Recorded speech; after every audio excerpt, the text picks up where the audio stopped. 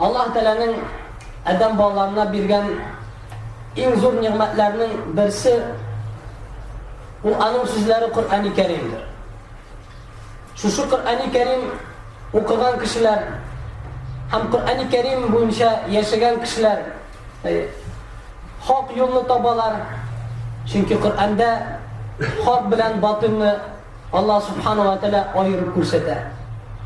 Ko'rmay turgan ko'zlar için Kur'an-ı Kerim'de ko'ra turgan hikmetli narsalar var.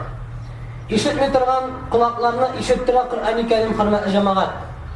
Kur'an-ı Kerim boyunca agarda adam bolaları yaşasa Allah zor nimet, sana bitirgisiz nimet şu dünya hem ahiret için hayırlılık tabarlar. Şuna göre Allah Subhanahu wa Ta'ala bu kitabını mübarek deb atayı. Kitabın enzelnahu mübareken. Derslikte şu kitap biz onu indirdik mübarek bulup. Yani Kur'an'da bulgan bütün ayetler, Kur'an'da bulgan bütün kıssalar bulsun mu, emirler bulsun mu, duyular bulsun mu? Bunlar barısı da Allah Subhanahu wa Ta'ala'nın emirleri, Allah Subhanahu wa Ta'ala'nın duyuları, Allah Subhanahu wa Ta'ala bizge aytgan narsalar, Allah Subhanahu wa Ta'ala'nın sözleri, hem onlar bütünüsü de mübarek. Bizni bereketli kılatırgan, şu dünya bizni, ahirette bizni, ailelerini, cemiyetini, balalarını, irlerini, hatun kızlarını dürüst yolga gündürettirgan Allah Subhanahu wa Ta'ala'nın zor mucizası cemaat. Şuna göre Allah Subhanahu wa Ta'ala Kur'an-ı Kerim'de uzun Kur'an'da ninci kitap ikenligini beyan eder. İnne hâzel Kur'âne yehdi lilleti hiye akvam. Dürüstlükte bu kitap Kur'an-ı Kerim o en doğru yolga alıp barışı Kur'an'dır. En doğru yolga alıp barışı sözlerdir. Yani nindigine sözler bulmasın. Allah'ın birisini de Kur'an bilen savaştırıp bulmuyor.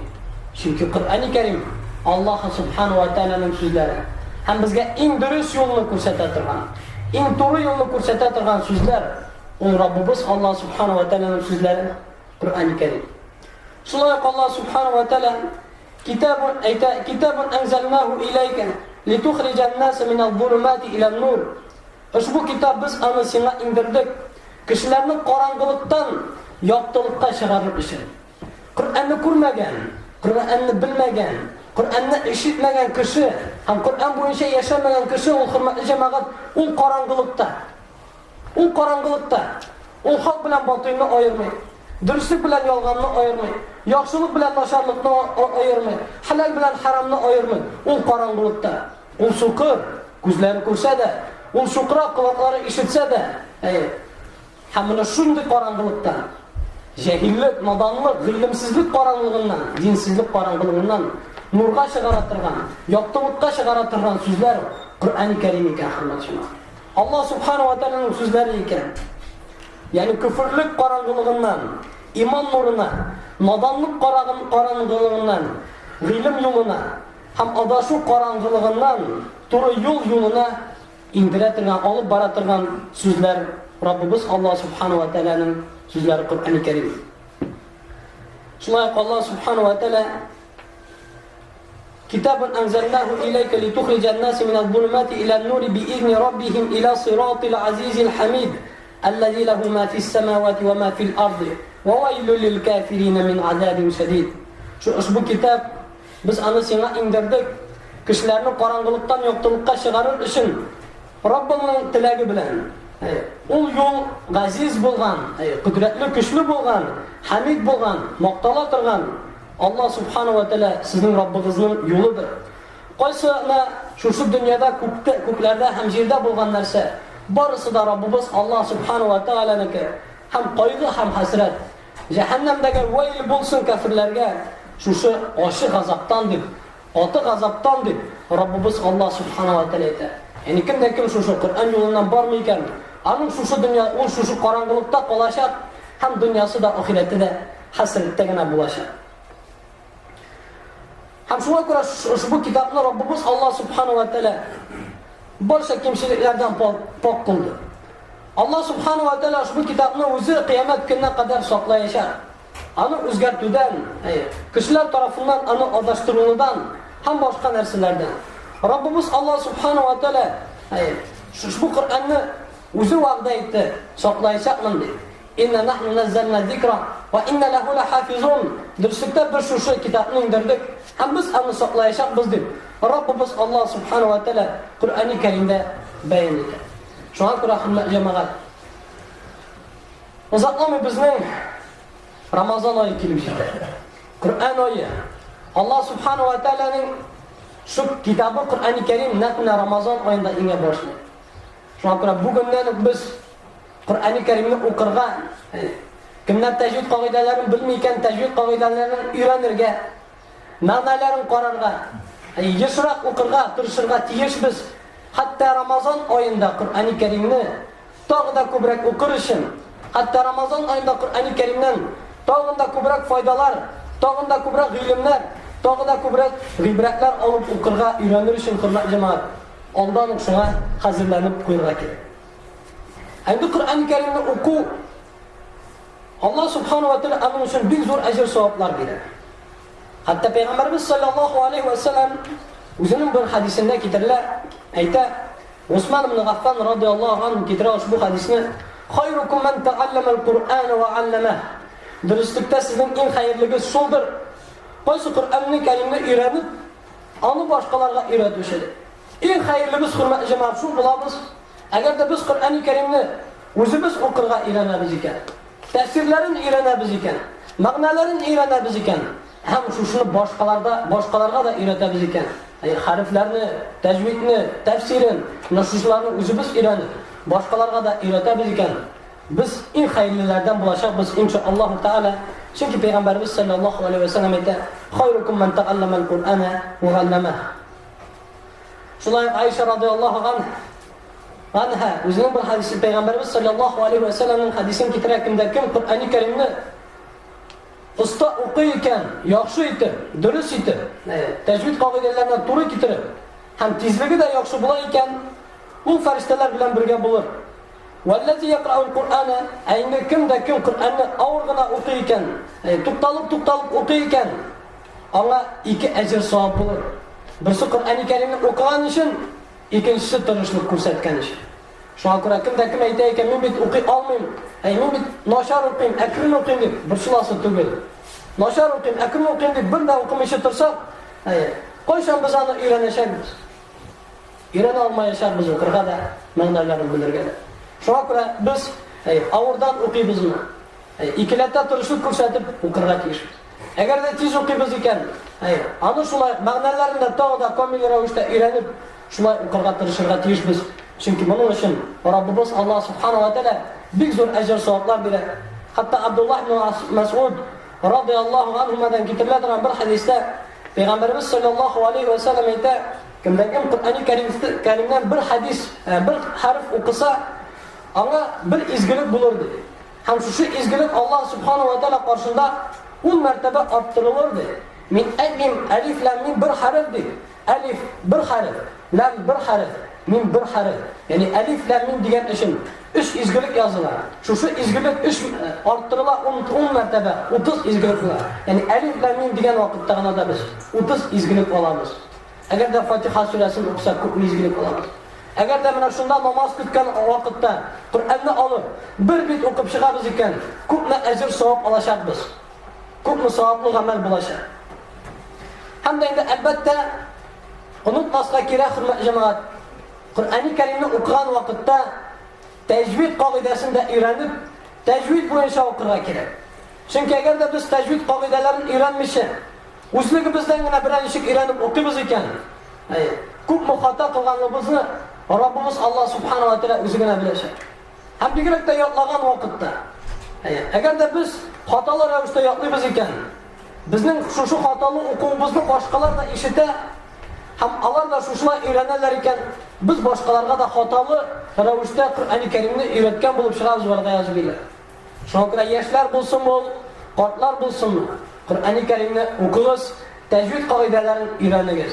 Тәҗвид кагыйдәләренә туры китереп укыгыз, һәм тәҗвид кагыйдәләренә туры китереп ятлагыз. Хәтта инде кайбер галимнәр Aytadilar Fatiha surasida 3 xato qilayotgan kishi u kishi imom bo'lib bosirga tegish tugul deb. Qo'y bir kishilar ko'p xato qilalar o'qigan vaqtda imomda bo'lib bosirga mumkinlar, turli oshlarda da o'tirgan mumkinlar, boshqasida da o'tirgan mumkinlar, boshqasida da namozlarni olib borumi, turli nelarni olib borumi, ya'ni xatolar ravishda olib borilar ekan, bu dars bo'lmaydi. Bunga bitta ixtiborli bo'lsa kerak, hatto Qur'oni Karimni xatosiz o'rganish uchun, xatosiz bilish uchun. Ammo boratik tajvid qoidalari o'rganishga kerak. Boratik tajvid qoidalarini o'rgatadigan o'rinlarga borib, masjidlarda biralar, o'rgatalar, alhamdulillah. Shunda o'rganmish odamlar 1-2 kun shu tajvid qoidalari o'rganadigan darslarga borib, o'rganasiz ekan, sizlar bir necha odamlarda komil ravishda, shista ravishda o'qishga o'rganashaksiz, ham yo'qlaganda da hem o'qiganda da inshaalloh durust etib o'qiyashaksiz, durust etib yo'qlashaksiz, ham ajr savoblar da buning uchun bek ko'p bo'ladi. Ham umuman Qur'oni Karimni o'qigan uchun Robbimiz Alloh subhanahu va taolo bek zo'r ajr savoblar nasib eta shunga ko'ra yashroq ham ko'proq Qur'oni Karimni o'qirlar kerak. Ham qo'y bir suralarni payg'ambarimiz sollallohu alayhi vasallam ayiruvchi darajalarini zo'r ekanligini bayon etdi. Shular orasida Fatiha surasi, Sa'id ibn Mughalla ismli bir sahobaga payg'ambarimiz sollallohu alayhi vasallam aytdi: "Men siva Qur'oni Karimda eng g'azim bo'lgan, eng zo'r darajali bo'lgan sura haqida aytimi" deb aytgach, ana Fatiha surasining ekanligini bayon etdi. Endi eng ulug' oyat Oyatul Kursi oyati. Buning haqida da payg'ambarimiz sollallohu alayhi vasallamning hadislari bor. Shunday payg'ambarimiz sollallohu alayhi vasallam aytdi: "İki zahvarayni o'qiz, ya'ni zahvarayni o'qiz, unda bo'lsa Baqara ham G'imron suralari birsikda ushbu suralar qiyomat kunida ikki bulut kubik sizning yoningizga kelishaklar" deb, ya'ni endi shu suraning fazilatini ko'rsata turgan hadislar Baqara ham G'imron surasi. Shunday payg'ambarimiz sollallohu alayhi vasallam aytdi: "Kimning yurtida Baqara surasi o'qilsa, u yurtga shayton kirmas" deb. Payg'ambarimiz sollallohu alayhi vasallam aytmagan, Oyatul Kursi ilinib tursa, esa boshqa turli duolar ilinib tursa shayton kirmayacak deb, balki payg'ambarimiz sollallohu alayhi vasallam aytdi: "Kim Baqara surasini o'qiykan, uning yurtuna shayton kirmas." Shunga ko'ra uni ilib qo'yratib o'qirga kerak jamoat. Shunday payg'ambarimiz sollallohu alayhi vasallam aytdi: "Kim yotir oldindan Oyatul Kursi o'qisa, Alloh subhanahu va taolo anga soqchi jibarir, hammaning yonida shayton yaqinda kelmas" dedi. Shunga ko'ra yotir oldindan Oyatul Kursi o'qu, shular boshqa suralar o'qu, ular haqida ansimli boshqa tema, ya'ni Ixlos, Falaq, Nas suralarini o'qu, Baqara surasining oxirgi 2 oyatlarini o'qu. Bular shular borasida payg'ambarimiz sollallohu alayhi vasallamning hadislarida keltiriladi. Hamda endi agarda biz Qur'oni Karimni yo'qlaymiz ekan, esa o'qiymiz ekan, ondan to'xtatilib, uzoq vaqtlarga to'xtatilib turga yaraydi. Chunki payg'ambarimiz sollallohu alayhi vasallam aytdi o'zining bir hadisida: "Siz Qur'onga mutlaq yopishsiz" dedi. Chunki u bog'undan ozod etilgan diyaga qaraganda da tezroq qo'shadi. Tezroq qo'shadi, ya'ni kishi tez unutda agarda qabatlab turmay ekan. Agarda shu tajvid qoidalarini qabatlab turmay ekan, Qur'oni Karimni otnaga bir yoki oyga birgina tutib qorar ekan, unda shu qoidalarni da unutashar, yo'qlagan narsalarini da unutashar. Chunki u mana shu beydan ozod etilgan dunyodan da tezroq qo'shadi deb payg'ambarimiz sollallohu alayhi vasallam aytdi. Shunga ko'ra kun sayin az bo'lsa da uni o'qimak kerak. Kun sayin bir bitma, yorti bitma, 15-20 minut, yorti soat vaqtini Qur'oni Karimga bag'ishla, o'qi, erta bilanmi, kech bilanmi, lekin kun sayin doimiy ravishda bo'lsin. U sening yo'qlagan ayblaringda inshaalloh unutmaysan, hamda endi o'quvingda kundan kun yaxshirog'ina borashadi. Ham endi Alloh subhanahu va taolo bizga Qur'oni Karimni ko'plab o'qib, tajvid bo'yicha o'qib xatolanmishi, endi qilgan xatolarimizni Robbimiz Alloh subhanahu va taolo kechirsin, ham bizni Qur'on o'qishlardan ham Qur'on bo'yicha amal qilishlardan qilsin. Va qulu qawli hadza va astagfirullah li va lakum. Alhamdulillah robbil alamin was salatu was salamu ala rasulina Muhammadin va ala alihi va sahbihi ajma'in. Hamda Qur'on albatta quru o'qir ishingina inmagan, yodlar ishingina inmagan, balki uni o'qib, yodlab, ma'nolarini o'rganib, shu Qur'oni Karim bo'yicha yashar ishil ingan. Ya'ni agarda biz Qur'oni Karimda biror oyat ko'ramiz ekan, biz uni turmushimizga oshirishga tirishishga tegishmiz jamoat. Agarda Alloh subhanahu va taolo Qur'oni Karimda aytgan ekan, "Vaqimus solata va atuz zakata varka'u ma'ar raki'in" deb, demak biz bu oyatni turmushga oshirishga tirishishga tegishmiz. Ya'ni namozlarimizni turg'izimiz, zakatlaringizni chiqaramiz, ham rukuh qilishlar bilan birga rukuh qiling'iz degan oyatni o'qisak, biz uni o'zimizga qabul etilgan. Demak namozlarni turg'izilgan, zakat ahlilari ekan zakatlarimizni beriga, ham jamoat namozlarini yurga. Shunday Alloh subhanahu va taolo agarda Qur'oni Karimda aytgan ekan, "Ya ayyuhallazina amanu kutiba alaykumus-siyam." Ey iymon keltirgan bandalar, sizga roza tutib farz qilindi deb Alloh taolo aytgan ekan. Nega biz uni quloqqa g'ana ilib qo'yib, qalbimizga kirib biz amalda ko'rsatmaymiz? Alloh taolo amr etgan ekan, roza tutыңыз deb. Uzun kun bo'lsa tutmag'iz demagan, uzun kunlar bo'lsa tutmag'iz deb tutыңыз degan jamoat. Shunga ko'ra Ramazon oyi kelib yetkazdi. Kunlar qizg'in bo'ladimi, sovuq bo'ladimi, uzun bo'ladimi, qisqa bo'ladimi? Ya'ni biz payg'ambarimiz sollallohu alayhi vasallam o'rgatgancha, Alloh taolo amr etgancha rozalarimizni boshqarishga tegishmiz. Tuturga tegishmiz, chunki bu Robbimiz Alloh subhanahu va taoloning amri bo'lib turadi. Shunday agarda Alloh subhanahu va taolo aytgan ekan, "Valillahi hajjul bayt man istata'a ilayhi sabila." Ham Alloh subhanahu va taolo kishilarga farz etib qo'ydi, o'zining yurtuna, ya'ni Ka'batullohga, al-Haramga borib xo'sh qiluni, kimda kim buni buldira ola ekan deb aytgan ekan. Demak, kimning bu mumkinchiligi bor ekan, salomatligi bor ekan, boyligi bor ekan, u xo'sh qilirga tegish. Bu Alloh taolaning amri, bu qur'on so'zlar tugul. Mumkin anda o'qidim-da shuning bilan vassalam tugul. O'qidim, bildimki mumkinchiligim bor ekan, amalda qilgan. Shunday agarda Alloh subhanahu va taolo Qur'oni Karimda belgili bir tuyular aytayotgan, biz ulardan tuyulirga tegishmiz. Xamir bo'lsinmi, sirka ichimliklar, o'tishli o'yinlar, ham boshqalar, "Wala tanabazu bil alqab" deb Alloh taolo aytadi, bir-biringizga qo'shamatlar topmag'iz. Ya'ni bir-biringizni misqil etib, o'shiklashib yurmaysiz.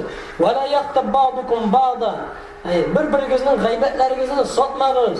"Ya ayyuhallazina amanu la yashar qawmun min qawmin asa ay yakunu khayran minhum."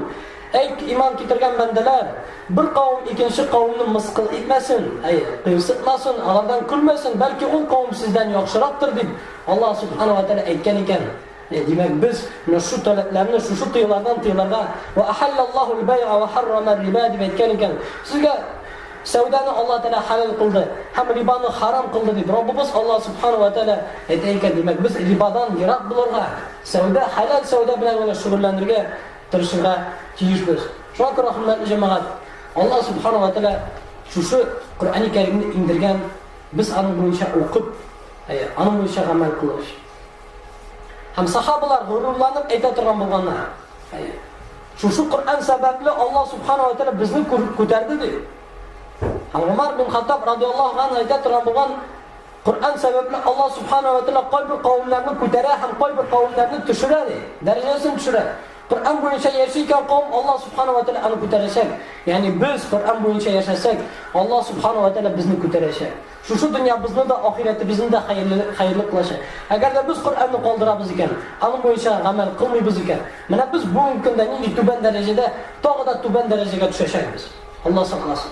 Shunga ko'ra biz Qur'onni o'qib, uni bo'yicha amal qilishlardan bunga tirishishga tegishmiz. O'zimizga da, tug'anlarimizga da, bolalarimizga da, ko'rsatuvchilar bizga da shuni anlatib, shunga chaqirib, shuning bo'yicha yashashlardan bunga tirishishga tegishmiz. Endi Robbimiz Alloh subhanahu va taolo barchalarimizni da, o'zimizni da, tug'anlarimizni da, yaqinlarimizni, aka-inilarimiz, abi-bobolarimiz bo'lsin, bolalarimiz bo'lsin, barchalarini da Qur'oni Karimni o'qib, uni bo'yicha amal qilishlardan bo'lsin. Alloh subhanahu va taolo bizning qavmni shu Qur'on sababli ko'tarsin.